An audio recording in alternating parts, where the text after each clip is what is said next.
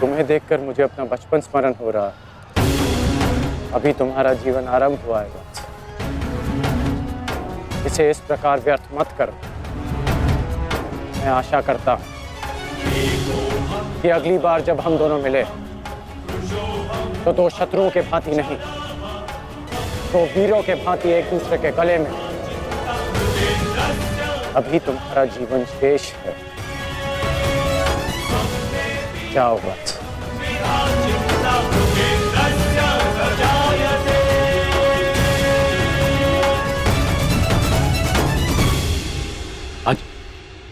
आज कौरवों की विजय हुई है गांधारी। पांडवों की एक अक्षुणी सेना को ध्वंस कर दिया है हमने आज। भीम हमारे एक भी पुत्र को क्षति नहीं पहुंचा पाया, एक भी।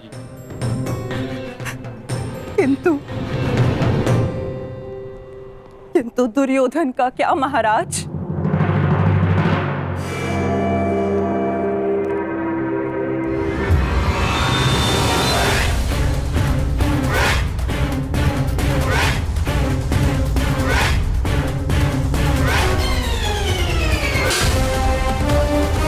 मित्र,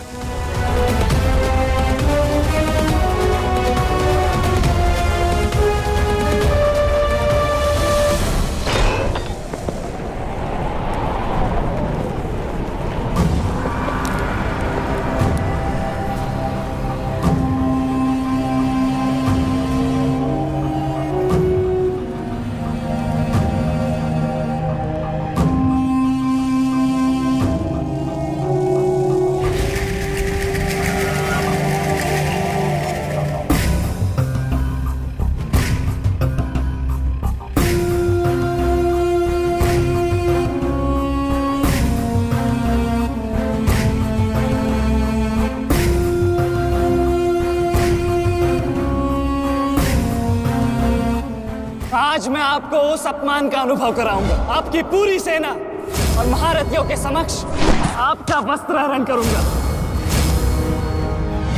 परंतु आज अपनी माता के अपमान का दंड मैं आपको अवश्य दूंगा।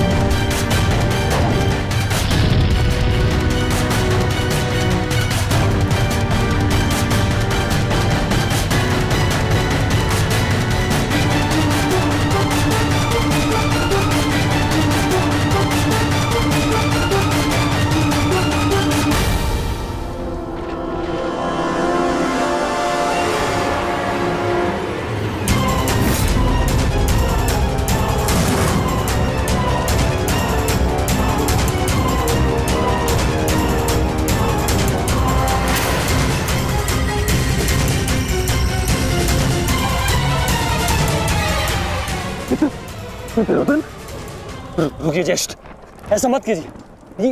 ये क्या कर रहे हैं आप? दुर्योधन, दुर्योधन, ये सब कुछ क्या है?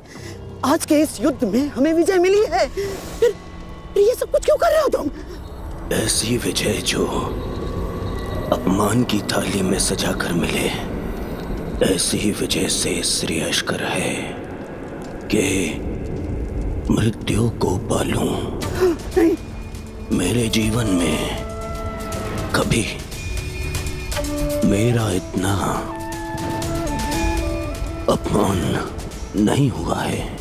अब इस जीवन का और कोई मूल्य नहीं। मैंने ये युद्ध संपत्ति के लिए नहीं, अपने हठ अपने सम्मान के लिए बुलाई थी। अब जब सम्मान ही नहीं रहा तो इस विजय का मैं क्या करूंगा? मेरी सेना के सामने विश्व के महानतम योद्धाओं के रहते वो 16 वर्ष का बालक मेरे वस्त्र हरण कर गया और चेतावनी देकर गया है कि युद्ध में जब भी मिलेगा पुनः यही दोहराएगा। अब ये वस्त्र हरित दुर्योधन सम्राट बन भी गया। कैसे अपनी सेना से अपनी प्रजा से आंख मिला पाऊंगा मैं? इस लज्जा के साथ मैं अब जीवित नहीं रह सकता। नहीं दुर्योधन, देखो अपने क्रोध पर काबू पाओ। देखो विजय हमारे निकट है दुर्योधन, मानो मेरी बात। छोड़िए मुझे मामाश्री, छोड़िए मुझे, अन्यथा इस अग्नि में मैं अपने आप से पहले आपकी आहुति दे दूंगा। छोड़िए मुझे। नहीं। छोड़िए, छोड़िए मुझे।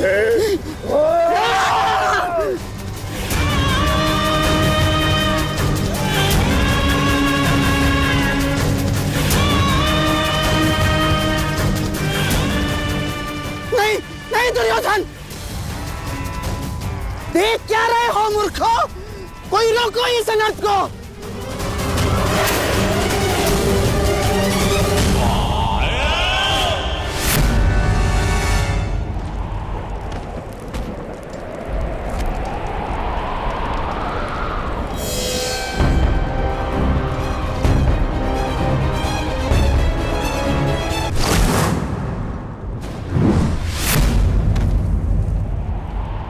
ठहर जाओ मित्र। नहीं, अब नहीं।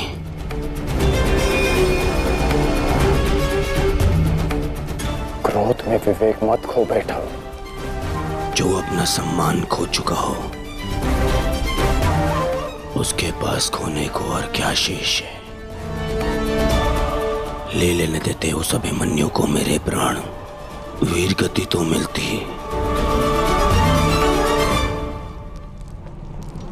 सारी सेना के सामने मेरा वस्त्र हरण कर गया वो बालक, जिन पांडवों का सर कटा हुआ देखना चाहता था उन्हीं का बालक मेरा सर झुका गया। संसार के सारे योद्धा देखते रह गए और वो बालक मुझे अपने बाणों के चक्र में फंसा गया। मैं ये अपमान सहन नहीं कर सकता। क्या करूंगा जीवित रह गए जब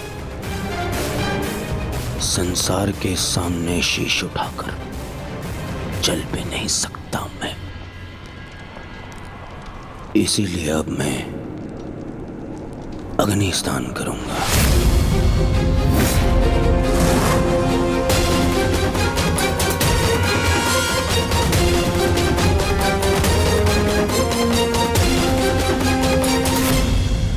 जो अग्नि यहाँ जल रही है उससे कहीं अधिक अग्नि तुम्हारे पिता के हृदय में जल रही है। क्या तुम अपने 5 भाइयों का बलिदान व्यर्थ जाने दोगे? क्या अपने पिता को दिया वचन भुला दोगे तुम?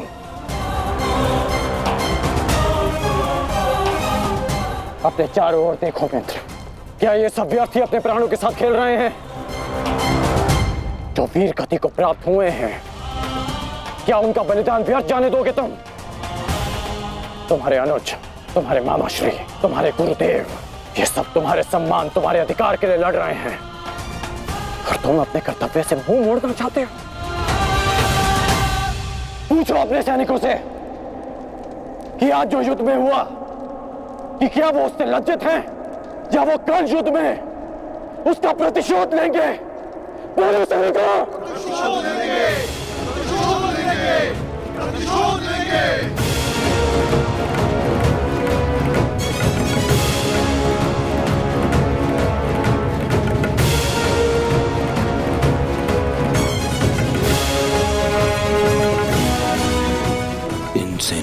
का सम्मान मेरे मन में लगी अग्नि को बुझा नहीं सकता मित्र। मैं तुम्हारे लिए सदैव प्रस्तुत हूं मित्र। आदेश दो मुझे, आदेश दो कि क्या चाहिए तुम्हें। तुम्हारी पीड़ा को शांत करने की औषधि क्या है मित्र, बताओ मुझे। मुझे अपने इस अपमान का प्रतिशोध चाहिए। जिसने मेरा मान हरण किया उसके प्राण हरण करने हैं मुझे। मुझे अभिमन्यु चाहिए।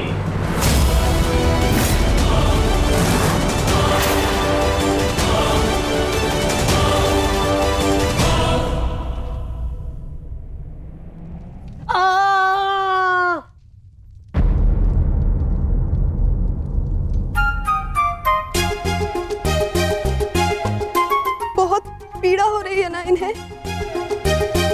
पीड़ा? अभी तक मैंने इसके घाव को छुआ भी नहीं है। अभिमन्यु तुम्हें सताने के लिए उपक्रम कर रहा है उत्तरा। बहुत बुरे हैं आप। और तुम बहुत डरपोक। एक योद्धा की पत्नी के मन में इतना भय शोभा नहीं देता उत्तरा। ये घाव हमारे लिए आभूषण होते हैं।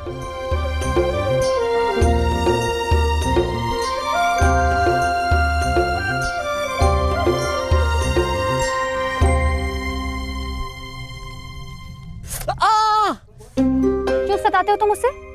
अब क्या करूं माता, वो तो आजकल हर बात पर क्रोधित हो जाती है।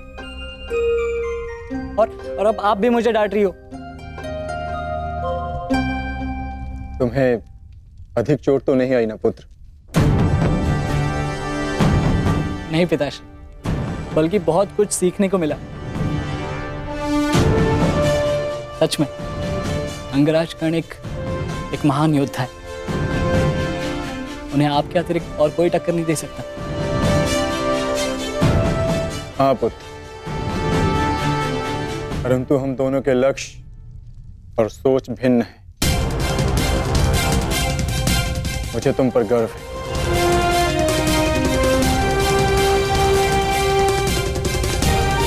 गर्व तो होना ही चाहिए।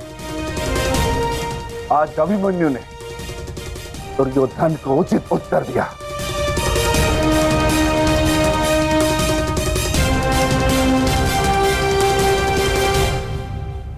सत्य अभिमन्यु, आज तुमने जो युद्ध भूमि में किया वो अद्भुत था, और मुझे विश्वास है कि कल का दिन इतिहास में तुम्हारा नाम सदैव के लिए अमर कर देगा अभिमन्यु।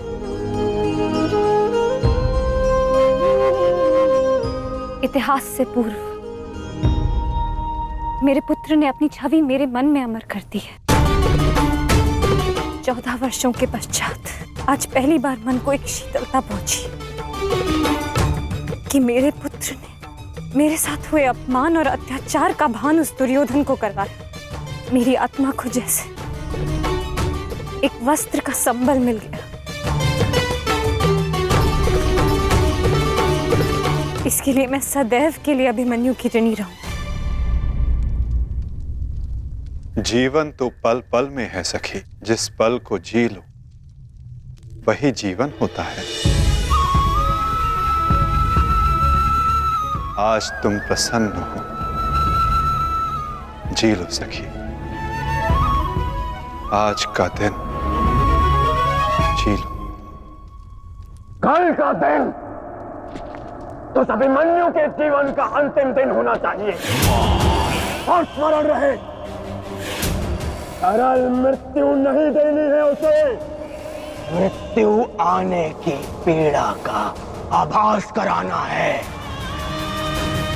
और जब तक वो भूमि पर रेंगता हुआ दया की भीख ना मांगे, मृत्यु नहीं आनी चाहिए उसे।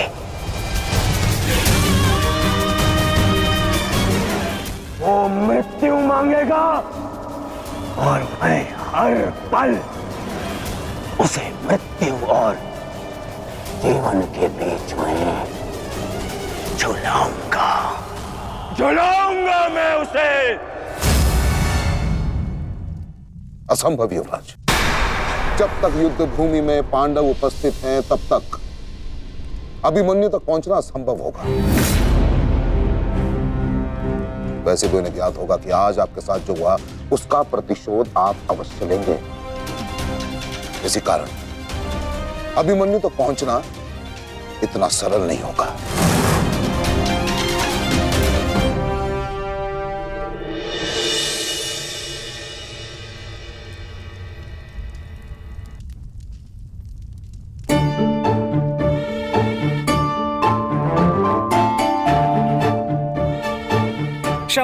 क्षमा कर दो, भूल हो गई बस। अच्छा क्षमा भी कर दो। जिसने युवराज दुर्योधन का मस्तक झुका दिया वो आज तुम्हारे समक्ष सर झुकाए मना रहा है तुम्हें। देखो किसी ने मुझे इस प्रकार सर झुकाए देख लिया ना तो मेरा बहुत उपहास उड़ाया जाएगा। पहले वचन दीजिए कि भविष्य में आप इस तरह मेरा उपहास नहीं बनाएंगे। आपको अनुमान भी है मैं कितनी भयभीत हो गई थी। अब इसमें भयभीत क्या होना उत्तरा? आप नहीं समझेंगे, मुझे आपसे बात ही नहीं करनी। तो ठीक है मत बात करना, परंतु कल यदि लौटा नहीं ना तो पछताना नहीं कि दोबारा ऐसे मत बोलना आर्य। भाई खो चुकी हूँ, पति नहीं खो सकती। क्षत्रिय हूँ, अपने अधिकार लेना जानती हूँ। आपको लौटना होगा क्योंकि इस बार केवल मैं नहीं, आपकी होने वाली संतान भी आपकी प्रतीक्षा करेगी।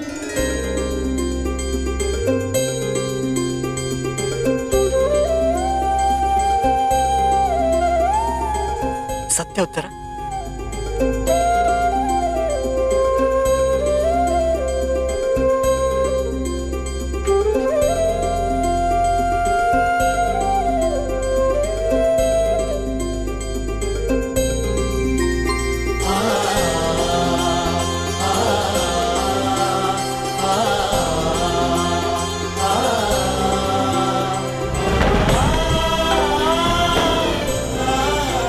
मैं तुम्हें वचन देता हूं उत्तरा, तुम और हमारी संतान सदा मुझ पर गर्वित रहेंगे।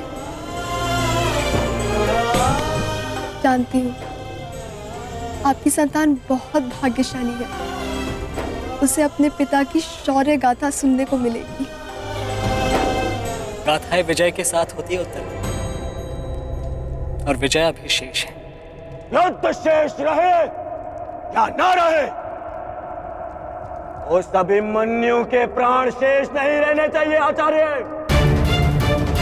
आप सेनापति तीरगत के वीर नरेश शर्मा, मध्य नरेश शैल्य, अश्वत्थामा महाराज, इतने वीरों के होते हुए भी क्या एक बालक को बंदी बनाया नहीं जा सकता?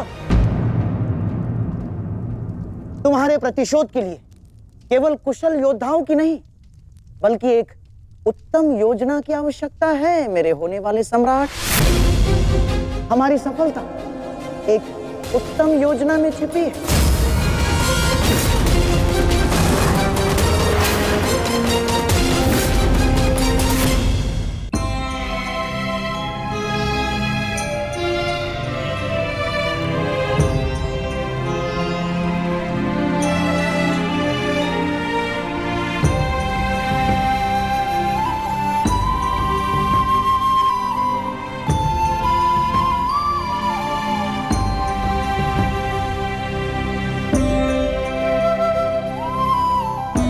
ऐसा क्या है जो आप चाहकर भी मुझसे नहीं कह पा रहे हैं सखा? ये रात का अंधकार भी आपके मुख पर आए हुए भाव मुझसे नहीं छुपा सकता। रात्रि के बाद दिन आता है सखी, उसी प्रकार जीवन के पश्चात मृत्यु आती है। सुख के बाद दुख आता है और यही सृष्टि का नियम है। हमें अपने जीवन में सबके लिए तत्पर रहना चाहिए सखी।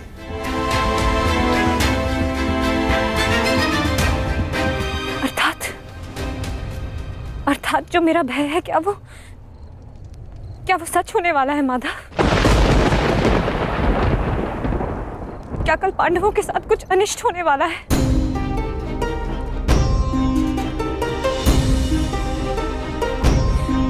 आप तो सब जानते हैं ना सखा।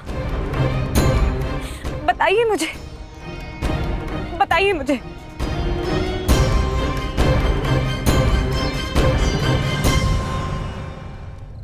कभी कभी भविष्य का ज्ञान होना भी दुख का कारण बन सकता है सखी। यदि समय के अनुसार मनुष्य को सत्य का ज्ञान हो तो वो स्वयं को संभाल सकता है। और आज तुम्हारी प्रसन्नता का दिन है सखी। आज तुम्हारे पुत्र ने तुम्हारे अपमान का प्रतिकार किया है। जाओ सखी, जाकर सो जाओ। चूंकि जीवन की हर रात्रि सदैव सोने के लिए नहीं होती।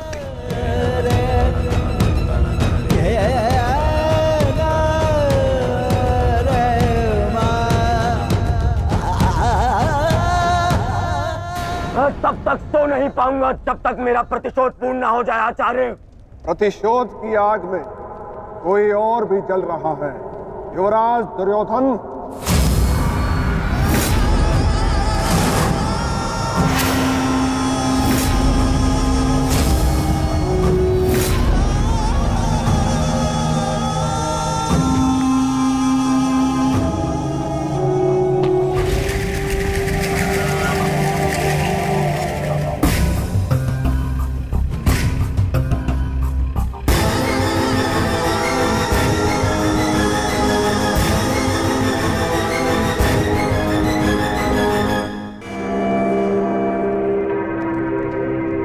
माता श्री सिंधु नरेश जयद्रथ। भूल को क्षमा किया जा सकता है, अपराध को नहीं। इस अपमान के पश्चात में जीत बचा तो ऐसा भयंकर प्रतिशोध होगा कि तुम पांचों की आत्मा कांप उठेगी। प्रतिशोध दूंगा। कल तुम्हारे साथ साथ मेरा प्रतिशोध भी पूर्ण होगा और मैं सम्मान सहित तुम्हारी बहन दुशला को अपना मुख दिखा सकूंगा।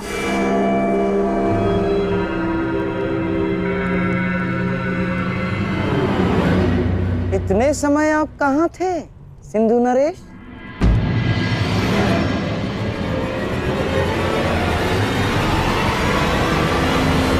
अपने अपमान के प्रतिशोध का प्रबंध कर रहा था।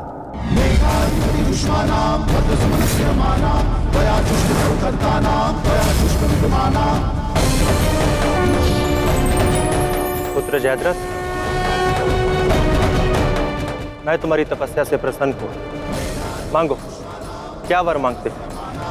महादेव, मुझे अपने प्रतिशोध का अवसर चाहिए। शपथ ली है मैंने, जब तक पांडवों के अपमान का प्रतिशोध नहीं लूंगा तब तक मुकुट धारण नहीं करूंगा। और वो दिन कल आएगा वो दिन जब मैं पांडवों को ऐसी पीड़ा दूंगा कि वो जीवन भर नहीं भुला सकेंगे।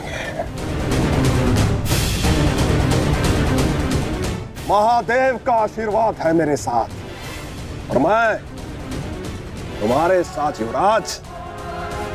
तुम्हारी योजना और मेरा प्रतिशोध दोनों कल सफल होंगे।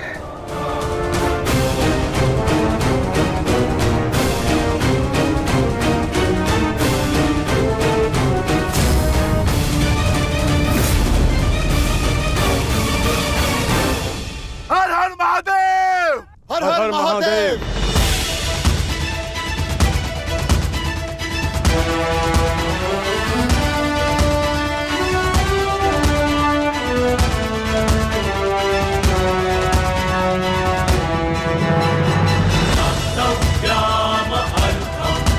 सर्वोत्तम बनो पुत्र। संसार के सभी योद्धाओं में तुम्हें सबसे अधिक कीर्ति प्राप्त हो।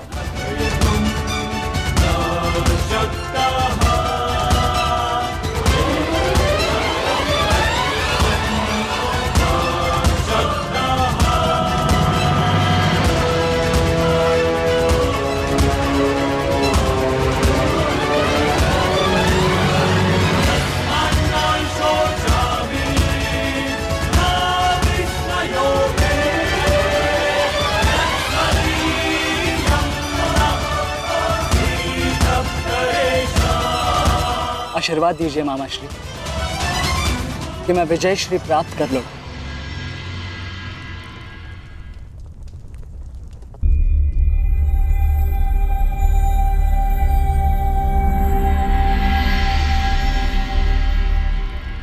विजय तो कायरों को भी प्राप्त होती है पुत्र, परंतु कीर्ति और यश केवल शूरवीरों का मुकुट बनती है। मेरा आशीर्वाद तुम्हारे साथ है पुत्र। तुम युद्ध क्षेत्र में वो कीर्ति प्राप्त करो जो तुम्हें अमर बना दे।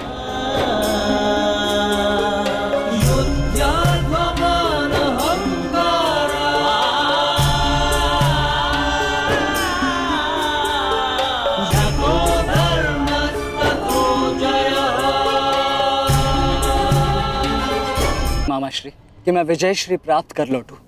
मेरा आशीर्वाद तुम्हारे साथ है पुत्र। तुम युद्ध क्षेत्र में वो कीर्ति प्राप्त करो जो तुम्हें अमर बना दे।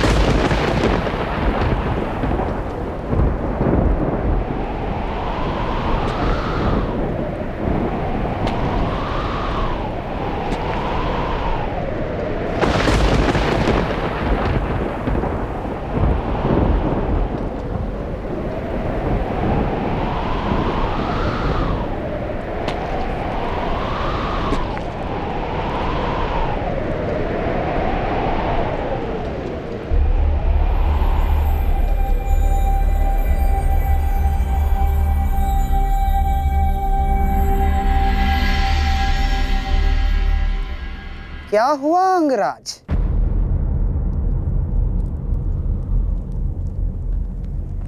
सूर्यदेव से आप ये प्रार्थना तो नहीं कर रहे हैं कि वो उदित ही ना हो? अर्जुन को दिया वचन आपको पूर्ण करना होगा अंगराज। सूर्यास्त का बहाना बनाकर कहीं आज भी शत्रु को जीवित छोड़ देने का मन तो नहीं बना लिया आपने?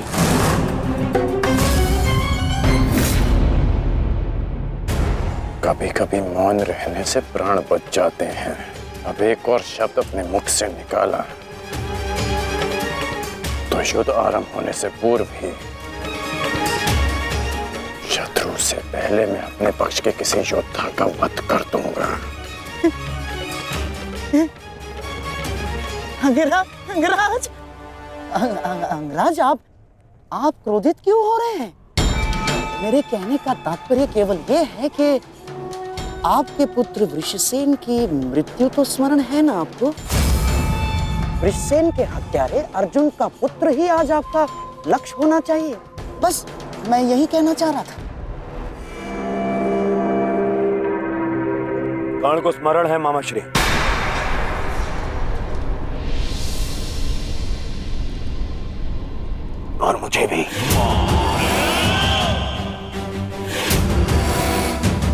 आज हम वृषसेन की मृत्यु और मेरे अपमान का प्रतिकार दोनों लेंगे।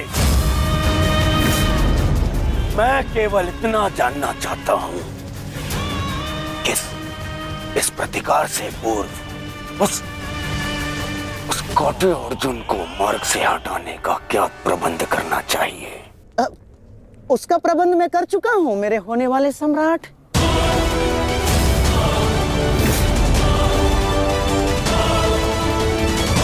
महाराज, त्रिगत नरेश सुशर्मा अवसर का लाभ उठाने के लिए एक विशाल सेना के साथ विराट पर आक्रमण करने जा रहे हैं।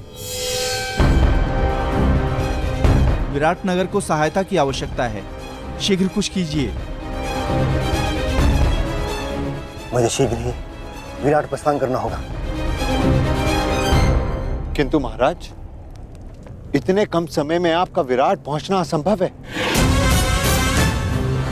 केवल वासुदेव में ही वो क्षमता है जो वायु गति से रथ चलाकर अर्जुन के साथ वहां पहुंचे।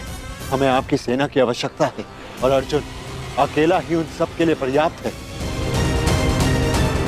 किंतु अर्जुन की अधिक आवश्यकता यह रणभूमि में। परंतु महाराज, आप वहां बहुत से परिवार, स्त्री और बालक संकट में।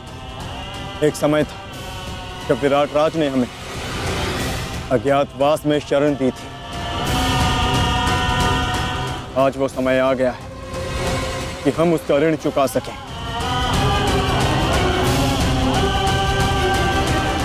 और फिर अभिमन्यु भी तो यहाँ है। मुझे इस पे पूर्ण विश्वास है। और मैं आपको विश्वास दिलाता हूं पिताश्री कि युद्ध भूमि में आपकी कमी शत्रु को अनुभव नहीं होगी। जब आप सुशर्मा का नाश करेंगे तो आपके पुत्र की शौर्य की कीर्ति आपका स्वागत करेगी। चलिए माता, विराट की ओर प्रस्थान करें। जैसी रथी की इच्छा और जैसी महारथी की आकांक्षा।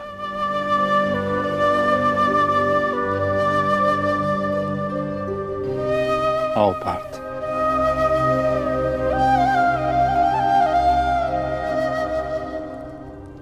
बधाई हो मेरे होने वाले सम्राट। अर्जुन रणभूमि छोड़कर विराट के लिए प्रस्थान कर चुका है।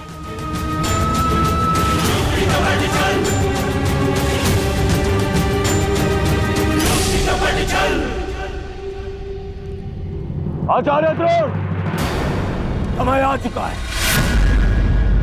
हमारी सेना को अपनी योजना अनुसार सज्ज कीजिए। जिस प्रकार चक्की का पत्थर एक ही चक्कर में अन्न के दानों को पीस देता है, उसी प्रकार हमारी ये सेना शत्रु सेना को एक ही चक्कर में पीस देगी युवराज। और अपनी सेना के नाश को रोकने के लिए आएगा वो महावीर अभिमन्यु। और वहां हम उसके प्राण फाड़ लेंगे, जिसने मुझे अपने बाणों के चक्र में फंसाया था। आज वो फंसकर मरेगा हमारे चक्रव्यूह में। युद्ध का 13वां दिन।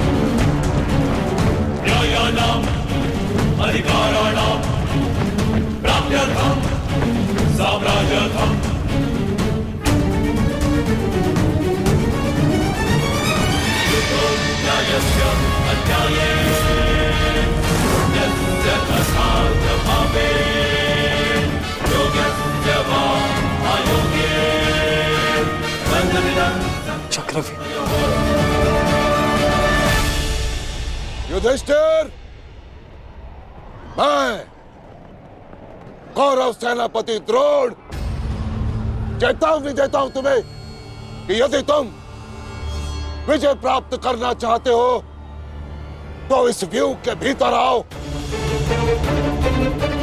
और यदि तुम इस व्यू को तोड़ने में सक्षम रहे तो हम अपनी पराजय स्वीकार कर लेंगे,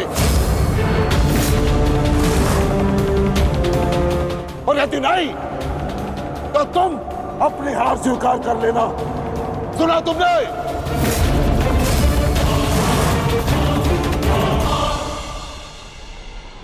आचार्य द्रोण, हम अवश्य ही इस चक्रव्यूह को ध्वंस कर देंगे।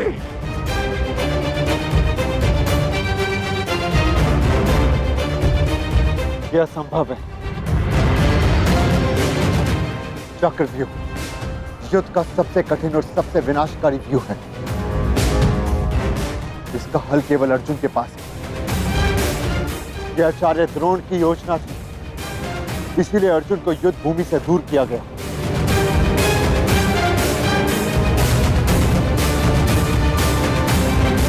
कोई तो मार्ग होगा। मार्ग है।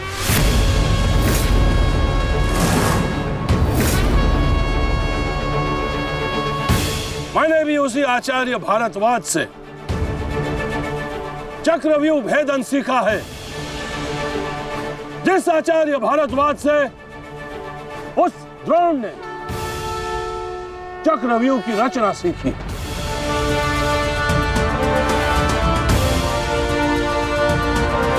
इस चक्रव्यूह का भेदन मैं करूंगा।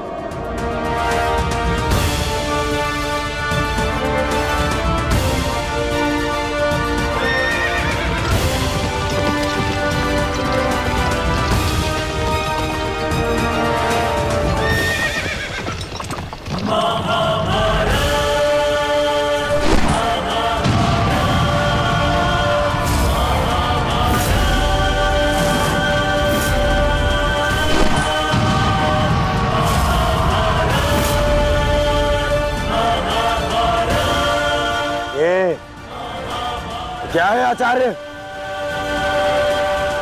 पांचाल नरेश द्रुपद तो इस व्यू को तिनके की तरह तोड़ते हुए आगे बढ़ रहे हैं। भूल गया मेघराज कि मैंने और इसी द्रुपद ने मेरे पिताश्री के आश्रम में इस चक्रव्यूह का अभ्यास किया था। तो अपने मित्र को रोकने के लिए कोई अस्त्र, कोई शस्त्र है आपके पास? अब तो केवल एक ही अस्त्र है और एक ही शस्त्र Duryodhan. Jayadratha!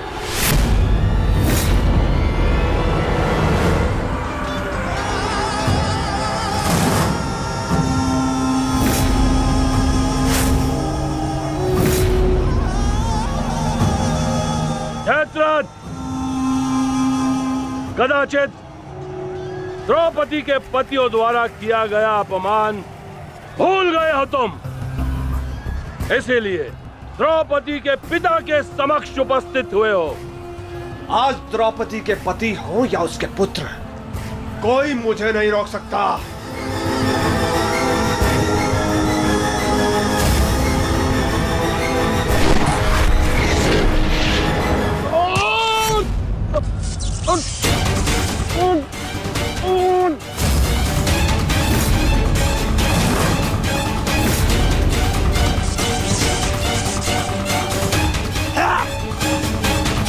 Ha ha ha ha ha ha!